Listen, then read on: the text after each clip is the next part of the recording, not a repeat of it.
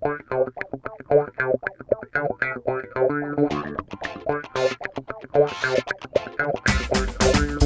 to the Mandatory Social Interaction Show. I'm your host, Eric, along with the scandalous Ben Burns. Hey, Ben Burns. Yeah. How's it going? Good. How are you doing? I'm doing all right. Busy. Yeah? How's your week been? Busy.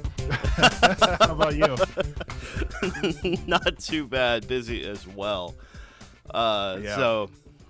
So let's see. We got a couple things to talk about today. Yeah. So, but one thing I saw that we might want to mention at the top of the show here is you released a sample pack. So why don't you tell us about that? Yeah, I've been Don't Put Me on Pizza is a regular on this stream and my stream. And she and I have been working together over the past couple months to compile a bunch of samples, vocal samples, creative quips, some monologues, music theory jokes, various memes around the Discord channels. Yeah, it's out on Gumroad right now. I think I'll put a link in the chat. Yeah, that's cool. The easiest way of doing that. But yeah, it's free to download this month. Gumroad actually changed the way that they handle free downloads. They don't allow free downloads on products that are over 25 megs because, as they said, we are not Dropbox, which I can get behind that. I understand that. But there is a free download code available on there that will last for the rest of the month. So and I'll put that in the Discord as well, so you have show notes if you wanted to put that in the other stuff. That's cool. But yeah, it was a lot of fun to put together. Pizza put in a ton of work for this, and I put in quite a bit of work for editing and stuff too. So it was fun. Well, and you know what, Em? I mean, I think that's very gracious of you. However, I also think that, maybe free for a month and then a couple of bucks is probably not a terrible way to go. I think people who are, I think that encourages the fans, like the core group, like you and a few other people, to go and get them right away and use them. And then, people who stumble across it a little bit later, that's okay. They can pay a buck or two for the samples, and it'll be all right. And honestly, that was my plan moving forward, starting this month anyway, where the plan that I put out would be free, the pack that I put out would be free, and then after that, like a month later, it would go to $2 or something, and then that would just move forward. Just because, as much as I like giving this stuff away for free, I also want to support the studio so I can actually go and create more packs rather than just kind of scraping by. Because unfortunately, once you get over 2,000 people on your mailing list, MailChimp becomes very, very expensive. And I ran into that recently, and now I'm paying just about as much as I make per month from Gumroad to support my MailChimp mailing list. So any support on that would be good, because I feel this is kind of like my subversive business plan where I offer stuff for free and I get the email addresses, and then I can offer more stuff for free and get people interested in and the other stuff that I do through proxy of that, really. So that's kind of the process that I have with these packs, where it's just kind of it's there to build an audience, and then I can leverage that audience to hopefully like get people to participate in the 2-hour album challenge, or I can focus on like showcasing other people's albums and stuff like that. So well, yes, I mean, the sneakiest businessman in the world. You know what, though? I mean, in all fairness, this is not an unheard of model either. I mean, you go no, Native Instruments does this all the time, and so does. I mean, if you go to any VST producer around Christmas time, there's a free whatever that after January 1st goes back to being $50 or $100 or whatever it normally is. So, I mean, it's one of those, you got to claim it while the get it while the getting's good, basically. So, and I mean, it everybody does it. It's just like I'm trying to do it in a way that's like productive for people, where people actually want to be a part of my mailing list. And for the most part, like I get good feedback from it. I'm not like, I try to send like 1 or 2 emails a month, and I just I try to make sure all of the content that I produce is very quality. So it's work, but I think that it's good. So for those of you who didn't see, Tim is on assignment. He has to work this morning. Yep. But he is in the chat, or he was. He's got to Yeah, he take just off left. now.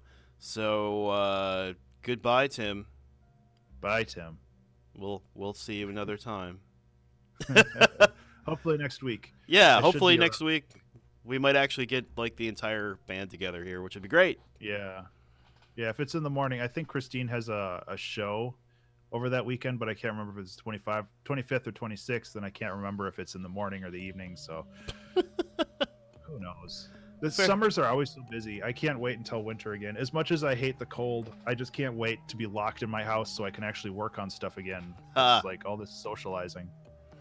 See, I don't mind the cold at all. But I'm always hot. So, which sounds like I'm being egotistical, but I'm literally always like too warm.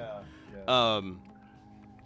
So I had a question that I threw in the Trello, and I thought maybe we could talk about, and that is, I keep thinking about one of the things that I've been doing lately is experimenting with Blender and doing like 3D modeling and stuff like that, and I'm having a good time with it. And the question that I kind of have is, I keep doing like experimenting and coming up with something and going, oh, that's kind of neat, and maybe making a thing out of that experiment. And I keep wondering, should art make a statement? And I mean, because I feel like some of the things that I've put together don't necessarily make a statement. I mean, maybe they do. If I didn't say that to somebody and I just handed it to them, maybe it would make a statement. But like, I'm not looking at it going, this means, this thing that I did means X, Y, and Z, right?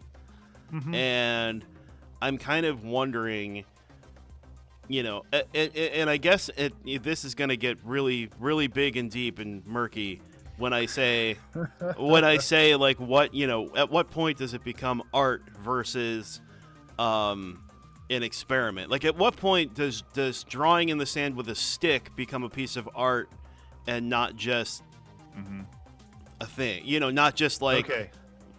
So there you go. Here's my hot take on this. Your job as an artist is to propose a statement, not make a statement, because the art in the end is up for the is up for like the interpretation of the person experiencing it. It's not for you to decide, well, it's like, this is how you should feel when you experience this. It's like, that's presumptuous. But as the artist, you might want to create something with the intent of making somebody feel that way. Right. I know, like, in the most recent 2-hour track challenge, we did kind of like a James Bond spy song. It's just like, you're welcome to interpret it as like, sneaking around, but if you wanted to interpret it as like hanging out at night and just like listening to some jams or whatever, it's like, that's totally fine. So yeah, I think my interpretation of that is that you can tell somebody, like, this is how I felt when I make it, but you can't be like, this is how you should feel when you experience it, because that's like, sure. Yeah. And that's my question. My thinking is, like, should you, as an artist, should you be proposing that statement, like, or is it? And I guess I guess, as a for instance, and maybe it's just something I'm not used to, right? Is somebody who makes pottery, for instance, maybe they make vases, right? And I mean, a vase is kind of just a vase, right? Like, theoretically, like, and not to that person, right? I mean, they're making it, so it's not just a vase to them. But but one vase is more or less like another. But does that make it less than, does that make their art less art just because it's I don't know. It didn't have a purpose, or because it didn't have like a yeah, message behind it. maybe the message behind it, like, and that's really, and not that it has to have a message necessarily. Yeah.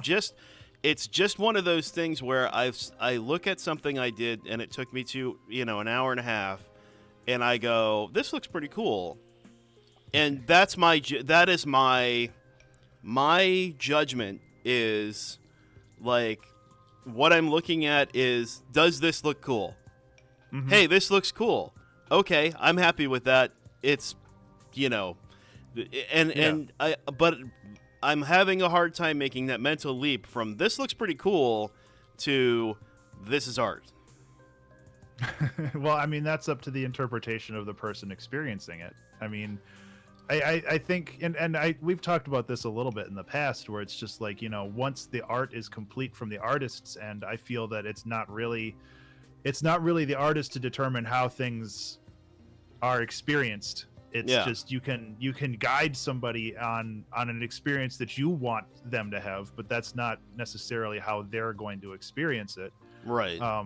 And again, I mean, that's why I love the name abstraction for my music, because that's what art in general literally is. It's an abstraction of the experiencer's history, experience with, like, past items that are similar. It's just like everybody experiences art differently, and that's why it's so fascinating.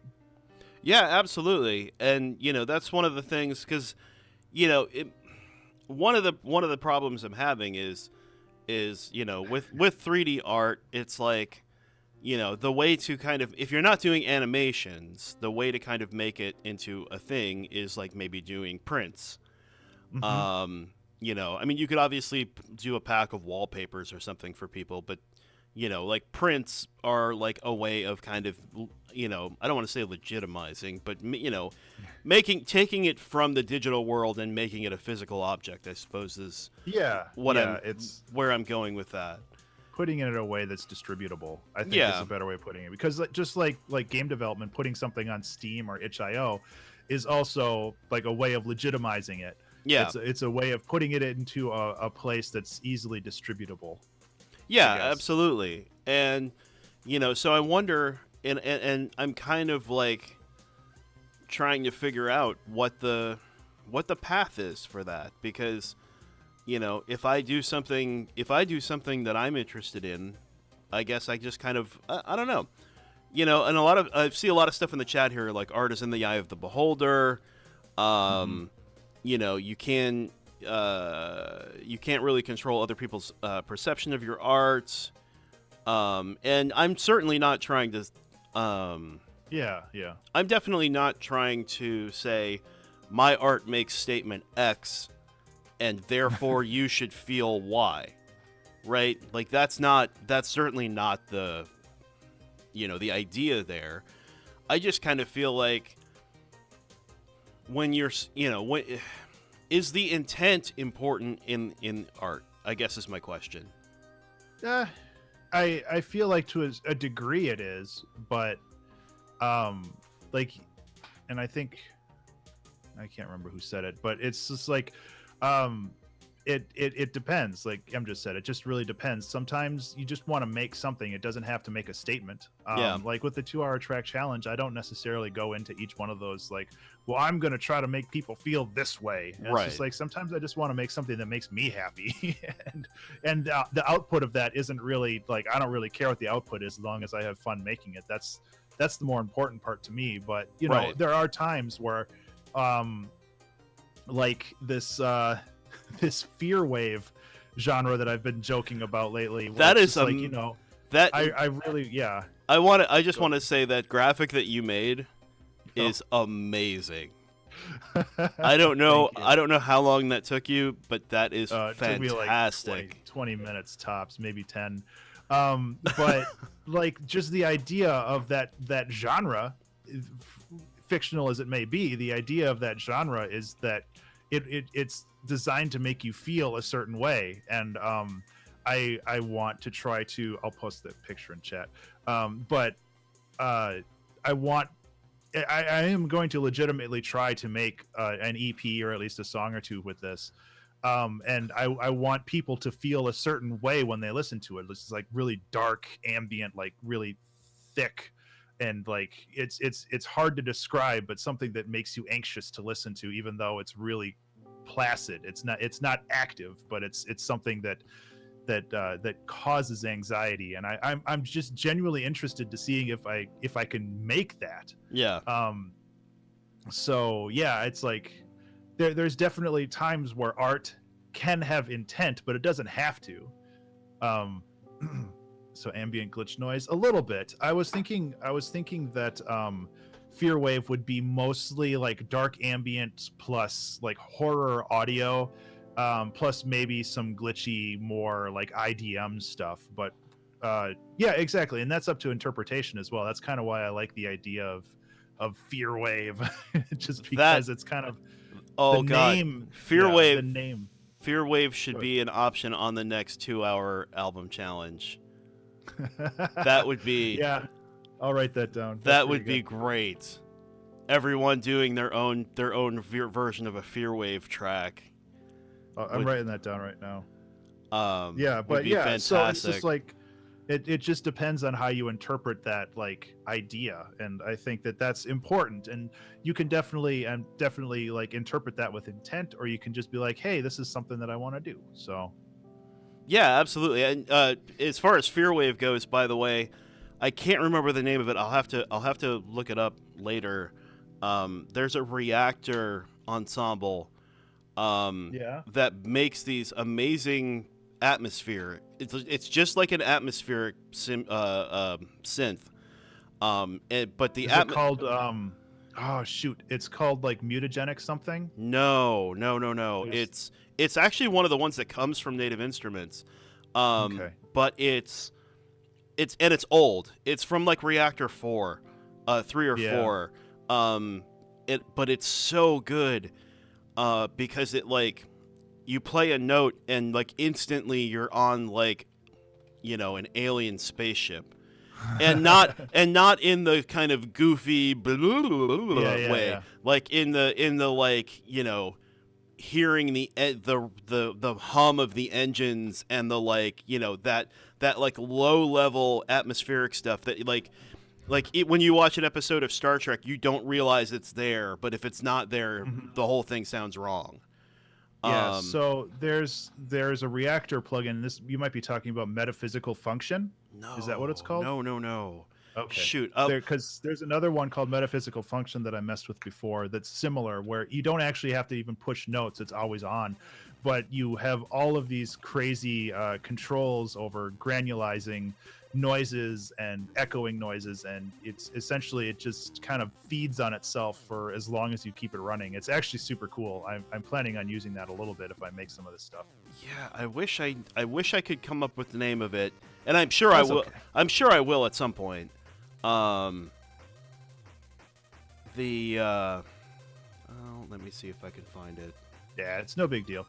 But yeah, I'll just vamp while you look for it, I guess. It's something that I'm actually it was a total throwaway joke in like a YouTube video, and I made that album cover, and I was like, you know what, this would actually be pretty fun to work on, and I was just like, okay, well, let's see where we can go with that. So I'm gonna try to make some stuff. I might contact some friends and see if they're like, especially my friends that like work in horror audio and stuff, because I have a couple people who do that. Yeah. And I'm genuinely interested in seeing what their take is on this idea as well. So I think that it'll be a lot of fun. Yeah, that's awesome, and I'll try to come up with that ensemble later on or whatever. But you know, that's one of the weird things. It's, you know, when you do something that's like an experiment, and, you know, I guess at what point does throwing paint at the canvas stop being an experiment and start being art? You know what I mean? Like, yeah, exactly. Because and I guess it boils down to that intent question of, when you sit down to paint or you sit down to write a song, you're kind of you have an intention. Like, you're sitting down, you're saying, as Bob Ross, it's like, okay, I'm gonna go make a painting, right? Mm-hmm. And so you have this intention of making art, even if you don't intend to sell it, or even but you have that create that intention. When your intention is, I'm just gonna mess around with this. Mm-hmm. I feel like it's hard for me to say that it's art at the other end, and I'm not saying it's not. Mm-hmm. But like for me, I have this mental block where I'm doing some experiments, and like, oh, this looks pretty cool, and I do a little work to it to make it, to kind of finish it off, and it's like, at what point is a doodle artwork? You know what I mean? It kind of the question. Well, I mean, I guess that just depends on whoever looks at that artwork afterwards is like, oh, that's pretty cool. It reminds me of X. It reminds me of, whatever. And then, it's art to some people and it's not to others. Right. And I suppose that's the case, right? It's like, it could very well just be that it's like, in some, somebody will hate it and somebody will love it, I suppose. Yeah.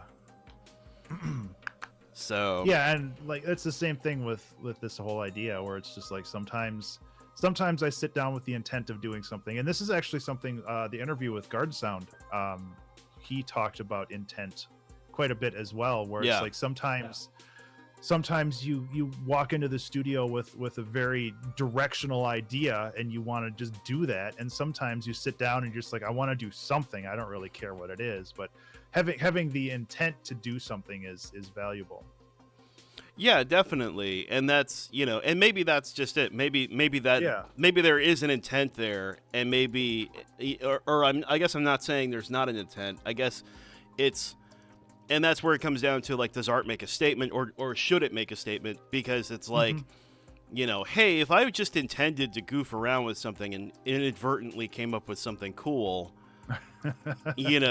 like, and I mean, and I say inadvertently, and I realize that's a loaded term, right? Because it's like, my definition of cool is kind of where my art is, right?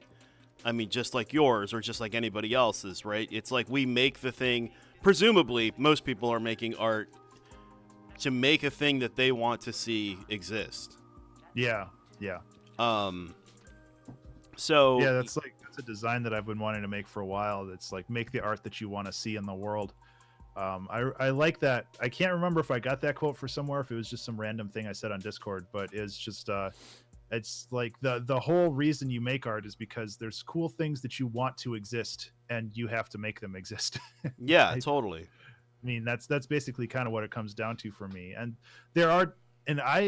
going back to intent just a little bit, I was thinking, it's like every time I've sat down without intent, I've never really made anything. Like the 2-hour track challenge, the intent is just to make something quickly.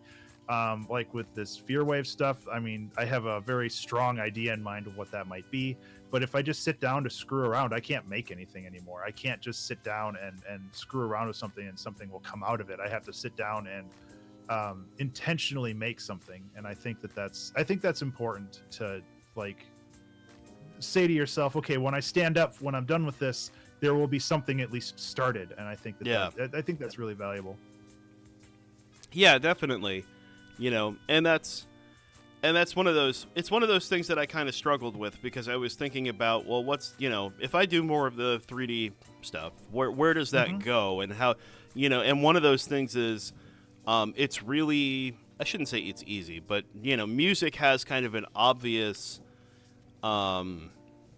endpoint where you're going to put it, you're going to produce it, you're going to put it up on SoundCloud or YouTube and possibly Bandcamp and or DistroKid, and so there's kind of an obvious, like, endpoint where eventually you go to somebody, oh yeah, no, my music's on X, Y, and Z, and you can go listen to it right now, and I kind of wonder where that ends up with in terms of, like, 3D art. And some of it's like sculpture, like people do, there's this one, what's his name, Michael Hansmeyer, I think, these 3D They are generative art, and he makes these amazing pillars. I'll come up with a link in a second.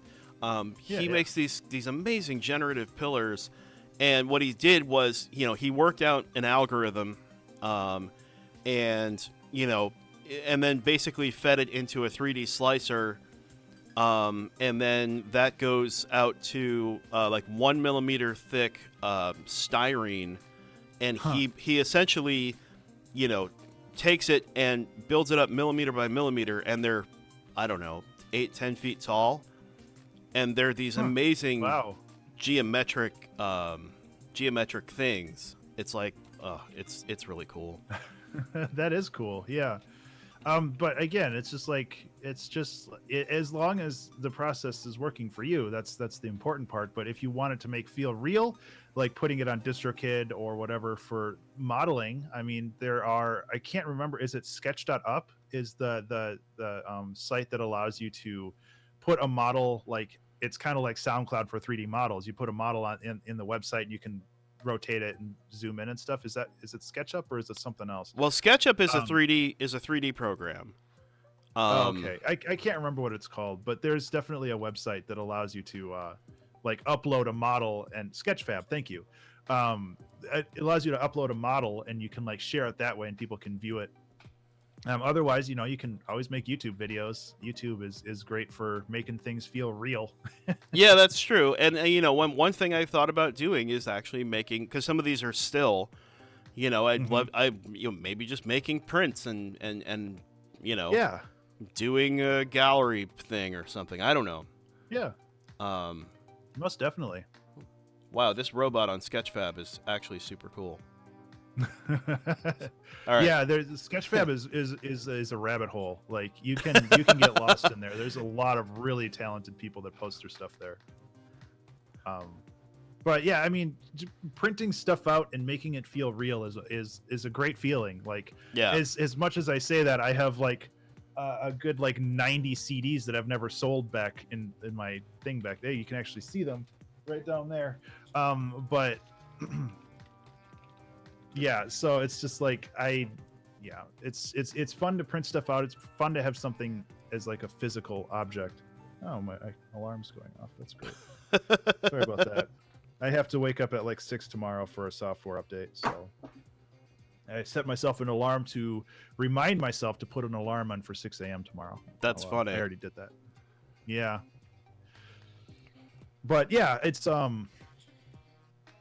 yeah, I can't remember where I was going with that. It's nice to print things out. It's nice to make things feel real. Yeah. Even if you don't like make $1 million selling them, it's different. It's so much different than having something on a computer screen rather than things that you can actually like handle and pick up and move around. It's a lot of fun. Plus, who uses CDs anymore anyway? Like those are going to sit there forever. Yeah, that's the funny thing is how much there's physical media has really gone away. You have to really want a physical object. Yeah. That's one of the reasons that I collect vinyl, is not because I can't get the music any other way, because I have everything I have on vinyl is on my on Google Play Music, right? But it's that's awesome, man. That's my first album. That's fantastic. Yeah. And then my second album, Moments of Silence. Super it's cool. An ambient album. Yeah, I like both of these. They're great, but who's gonna buy them anymore? These actually have flipping UPCs on them too. I forgot about that. I could sell them at Target. I think you should mash up Moments of Silence with Mouth Silence from Neil Cicerega and make Moments of Mouth Silence. I don't know how well that would work. I don't know, but I like the idea. Two very disparate genres. So, but going back to getting Sorry, the I got sidetracked. No, that's awesome. Actually, it's really cool that you have those. And I mean, how many people can say that they have here's a literal physical CD that I that I put together. I mean, that's that's people now just because nobody buys CDs. Well, yeah, but I mean Yeah. that's the thing. It's and that was like why I was saying I collect vinyl is not because I can't get the music any other way. It's because I want that physical representation of something that I really love. Yeah. You know, so I'm really picky about the vinyl that I buy. I don't just buy anything that's on vinyl, but like you know, when I buy like a Yes album, or I find like, you know, I've got Oxygen by I'll never say it right, Jean-Michel Jarre. It's Jean-Michel Jarre, that's it. And I love having that on vinyl. It's so cool. I love having the giant artwork and you know. Yeah. It's too much fun. This is the most recent Crystal Method vinyl that I got because I supported them for, you know, something. I can't even remember, but it's actually signed by them. But it's like I've never listened to this. That's really cool. I got the digital version, but it's just like I do miss the giant artwork of vinyl just because it's just so unique and so cool. Oh yeah, definitely. Yeah. I mean, that's Voxel. What's your favorite? I think does this have Jupiter Shift on it? No, it doesn't. Jupiter Shift is like one of my favorite Crystal Method songs right now. But yeah, like I don't think I've ever actually put this on. I don't think I've ever put it on my turntable. But I still have it, and I'm still glad that I do. That's super cool, man. Yeah, sorry, I'm getting distracted. No, you're fine. It doesn't bother make good me. radio. It makes good video, but not good radio. So yeah, no, the you know, so I think my way forward here is going to be. Is going to have to be like, you know, putting stuff out there, and just kind of whether it started out just as an experiment or whatever, like just saying, hey, I made this and therefore it's art. I guess maybe is that like the definition right there? I made this, therefore it's art. Pretty much, at least as far as my interpretation is, it is. I mean. It's and this is something we always come back to in this. We always kind of just end on, you know, art is whatever you interpret it as. Well, yeah, of course. Which is the most open explanation you can make, but that's kind of what art is. It's open to interpretation. So you just have to do it the way, you know, you just have to interpret it and sure. You know, internalize it that way. I'm definitely not you know, not saying we're not trying to, I don't think we have some kind of like you know, ridiculous like insight into, oh my god, art is this thing. You know, I certainly don't think we're the arbiters of what is and isn't art. Oh no. You know, I just look at it and think you know, I struggle with that myself, of looking at something and going like, oh, this is pretty neat, and showing it to someone and they say, oh, that's pretty neat too. You know, that is pretty neat. And then like having that like self-doubt of like, yeah, but like, I mean, really, is this really art? You know, is this really a thing I should put out there? Like, or is this just, you know, I think you should put everything out. Is this just me scribbling on a piece of paper and calling it art? You know what I mean? Yeah, I mean, personally, I feel that everything should be put out there because somebody's going to find value from it. Yeah. But I also understand that art is a very deeply personal thing, and you don't want to share your ugly babies. You just want to share your pretty ones. So like I get it. But well, I've gotten to the point where it's just like, you know what? I finished this. It's done. Let's put it out there and see if somebody likes it. But when I started out, I have a folder in FL Studio, and I can't remember if I've shared this before, but I have a folder back when I was using FL Studio. I think it has like 600 project files that never really went anywhere. Wow. And some of them are just like 4-bar loops, but it's like, you know, word is anymore. But it's just like you get over that paralysis that kind of comes with oh man, I don't even know if I have those projects anymore. They must be backed up somewhere. But yeah, it's like you get over that paralysis and you kind of get more comfortable with the stuff that you make, and that's just the process of becoming a better artist, is to cull what you don't like about the art that you make and focus more on something that you do like. Yeah, absolutely.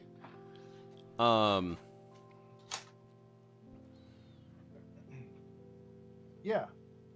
Sorry, I got a big tangle of wires over here somehow, so I'm trying to clean that up real quick. No, you're fine, man. That's, I mean, that definitely kind of got through a lot of what I was kind of thinking. Yeah. I moved my microphone and like 4 things fell over, so I'm like trying to. Nice. Exactly. That's always great. Yeah. So well, I was gonna ask you.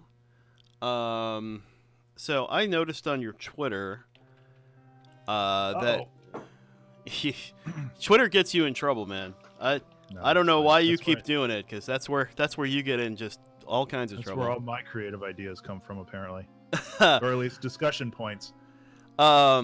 Well, I'm just looking at these this AskFM thing, and apparently AskFM was asking you a bunch of questions. So first of all, what is that? Is that just you weren't there for a long time and they just decided they were going to randomly ask you a bunch of weird questions? AskFM is kind of just an anonymous survey. Not survey is the wrong word, but it's like people have an account there and you can ask people questions, and essentially once you answer that question, it gets posted on social media, and I think the person that asked it gets notified as well. So like I hadn't checked on there in like a year, and there were a couple questions that were just queued up that I never really noticed were there. So I answered a bunch of them, and I think I generated a couple random ones and just posted those because it's fun sometimes.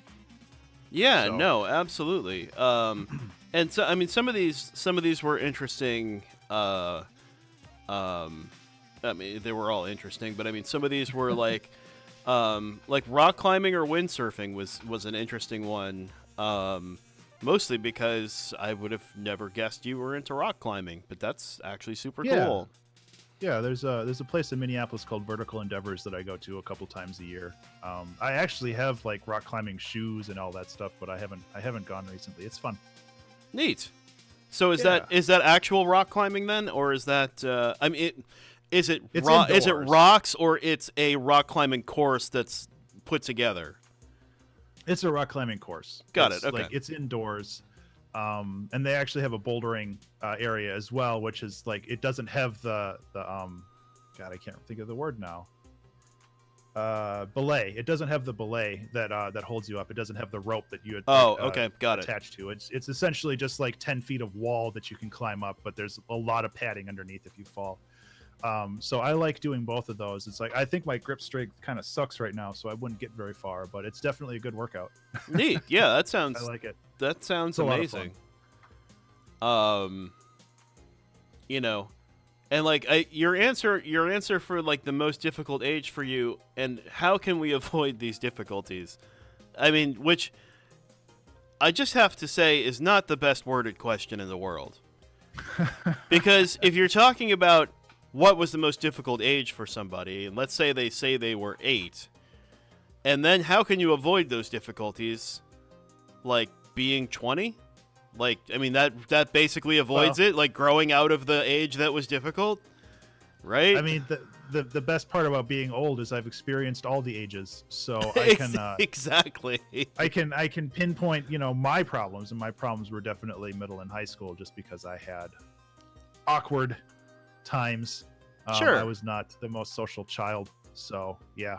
Yeah, no, I get it. Yeah. I mean, I think a lot of us had similar issues in high school or middle school. Like high school got pretty good for me because I found a group of like-minded people, and I used to hang out with them a lot. But middle school was like, fucking. Okay, sorry, I didn't mean to drop an F-bomb. Oh God, start over. Show over. No, but middle school was rough. I didn't have a lot of friends, and I was very kind of socially awkward and shy. And well, that's awesome, Carbonic. It's one of those things that's like, middle school was hard, and finding that group of friends in high school was a big thing for me. Yeah. And sometimes that doesn't happen till college or some, like it's not something that always, happens. That's just my story. Everyone has their own story.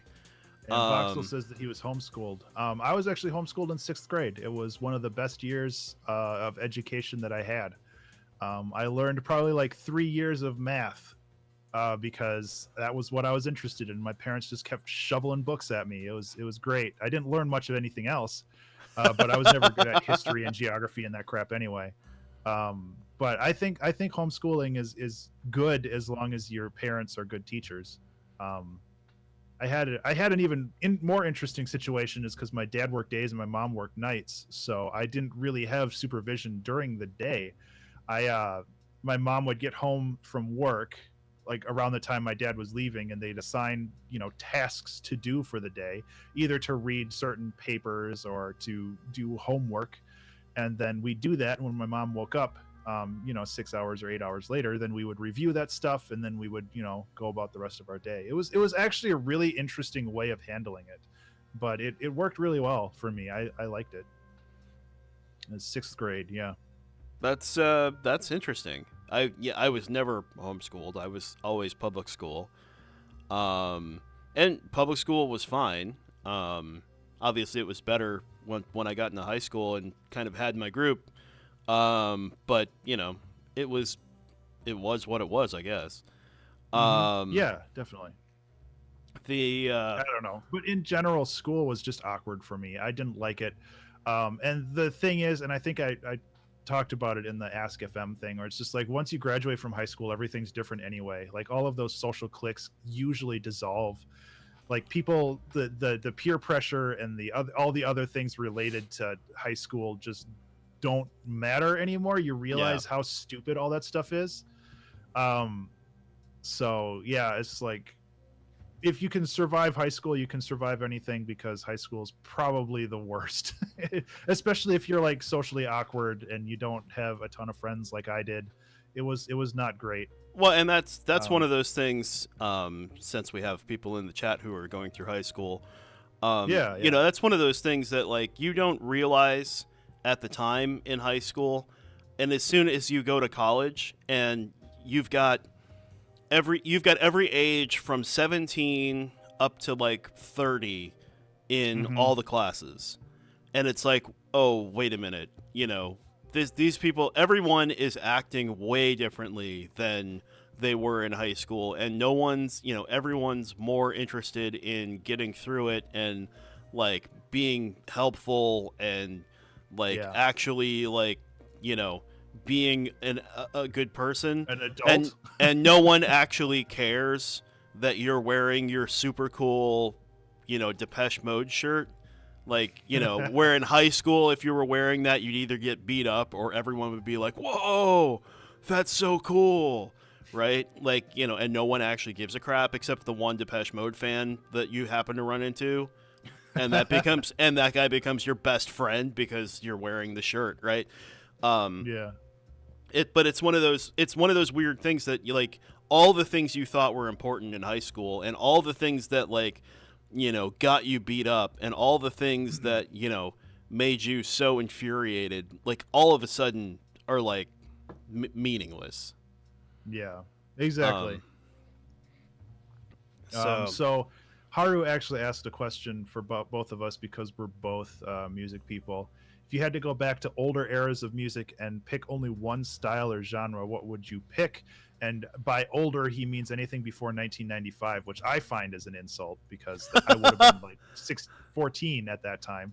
But yeah, what do you have No, an answer for that? Or you know what though, I appreciate the no, I sorry, mean, not me. Sorry. 1995. You got to make a cutoff somewhere, and I'm fine with that.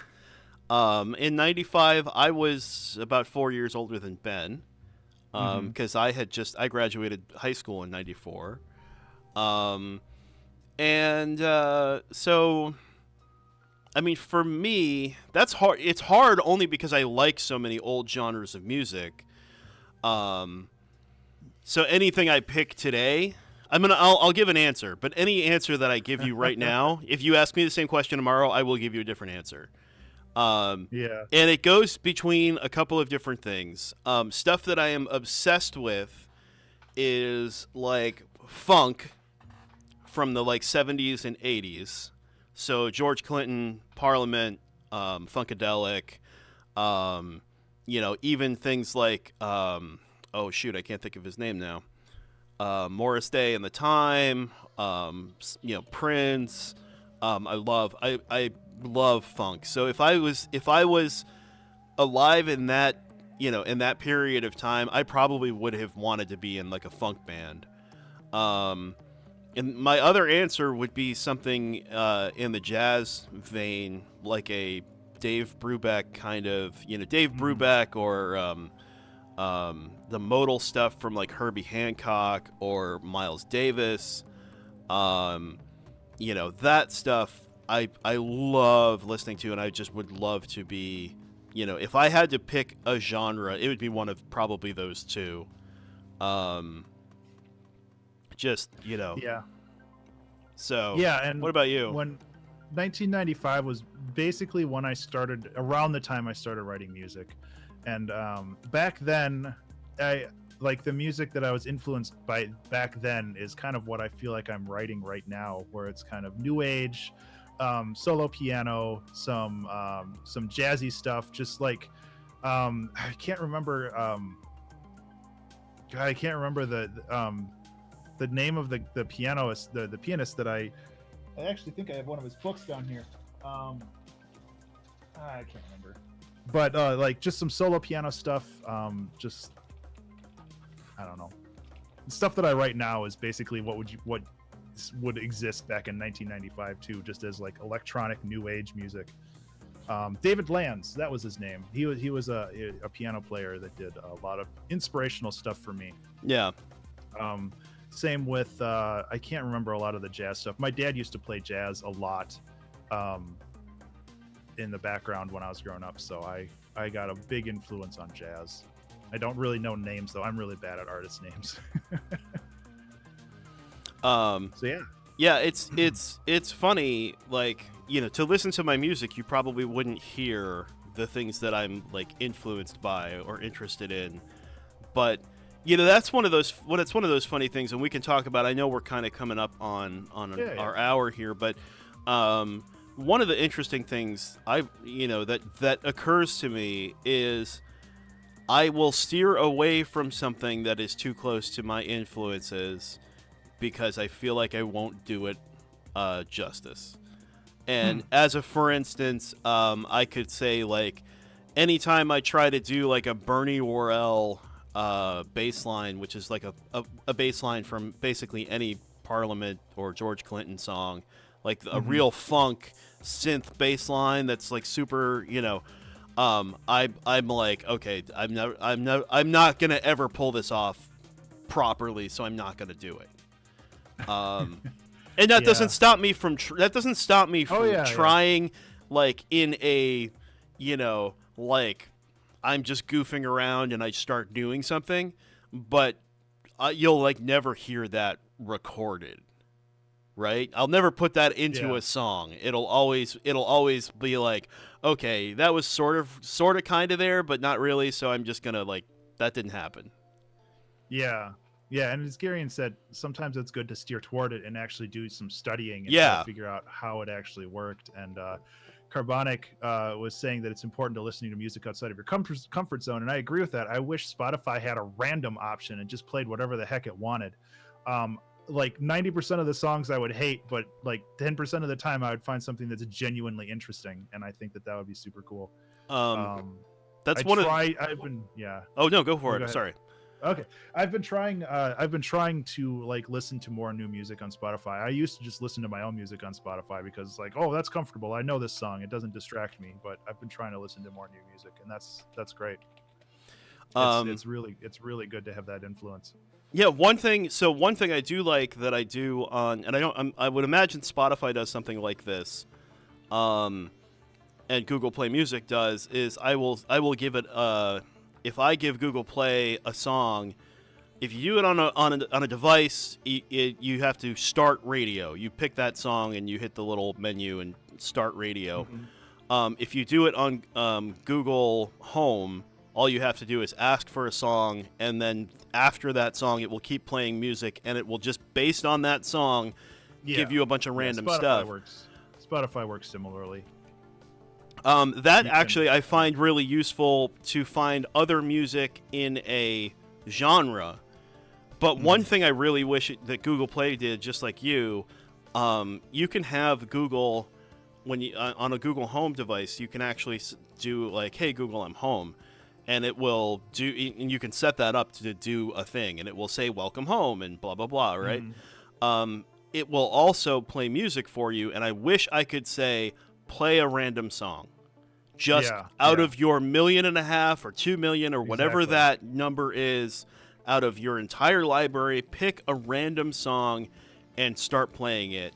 And I will, within 10 or 15 seconds, probably know if I like it or not, but at least like get a new thing, like get something brand new. And MIntrovrt, you're right. If this then that is something that has eluded me. I'm a programmer, and I don't understand why I can't get if this then that to really do what I want it to do. I have such a hard time with it, and I think it's because it won't just let me write the code that I want. Yeah, I gotta like abstract, pick a thing and then pick this thing and then try to like match them up. And there's no like real easy like, here's all the things you can get from here and here's all the things you can get from here. It's like you have to guess, and that drives me nuts. So, and I probably need to spend more time with if this then that, because it does do some cool things. So, but yeah, I'm with you. I want something that gives me a random, like I want some song discovery kind of stuff. That I'd love to hear the latest 21 Pilots song and not have to hunt it down. Right? And I'm not saying there is one or isn't one. I don't know. And that's the thing. I'm not going to hunt it down. But I'm interested in knowing what it is. You know what I mean? Yep. Yeah, I completely agree. It would be good to inject that randomness into your listening experience, just because there's always something new out there to learn or to be inspired by. It's just good to have that passively just kind of going into your stream of consciousness. Absolutely. And I think on that bombshell, we've probably reached our social interaction quota for the week.